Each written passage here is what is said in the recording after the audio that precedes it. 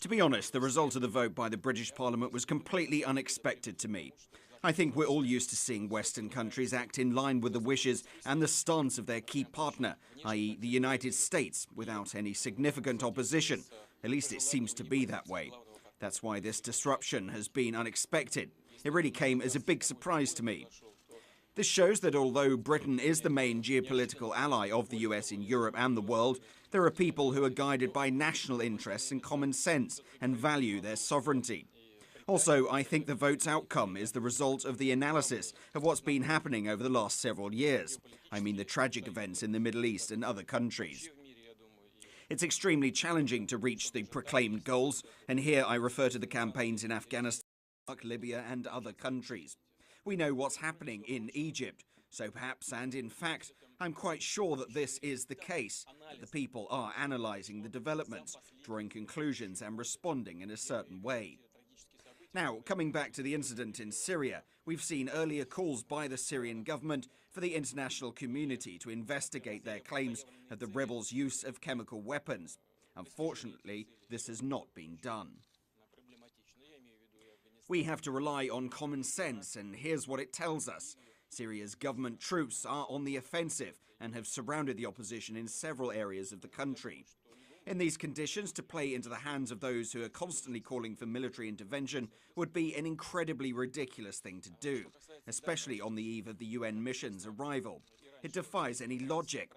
That's why I'm convinced that it's nothing but a provocation on the part of those who want to drag other countries into the Syrian conflict, those who want to win support from the world's powerful players, first and foremost the US. I have no doubts about this. Our American colleagues and friends insist they have the evidence that the government troops did use weapons of mass destruction, in this case chemical weapons. Well, in this case, they'd better present this evidence to the UN inspectors and to the Security Council. They claim they cannot show this evidence because it's secret, but this excuse doesn't hold water. There's a sign of disrespect towards your partners and other stakeholders. If you have the evidence, you should present it. If it's not presented, it means they don't have it. They say they've intercepted some communications, which don't prove anything, but fundamental decisions, like the decision to use force against a sovereign nation, can't be based on such evidence. First of all, I would address Obama not as my colleague, not as the US president, not as the head of state, but as a Nobel Peace Prize winner. We should recall what has been happening over the past decade. How many times did the US initiate military conflicts in various parts of the world? Has this ever helped to resolve even one problem? I've already mentioned Afghanistan, Iraq and Libya. There's no peace there, no democracy. None of these things our partners sought to bring there. They don't even have basic civil peace and some kind of balance. You have to consider this before you make a decision to launch airstrikes, which will certainly result in casualties, including civilians. Can't you think about that? Shouldn't you think about that? I strongly believe one should think about that. And addressing him as my colleague, I would tell him that soon we'll have a meeting in St. Petersburg.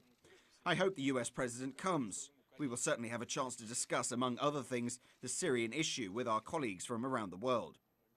Of course, the G20 is not a formal institution with legal authority. It is just a platform, not one that can replace the UN Security Council.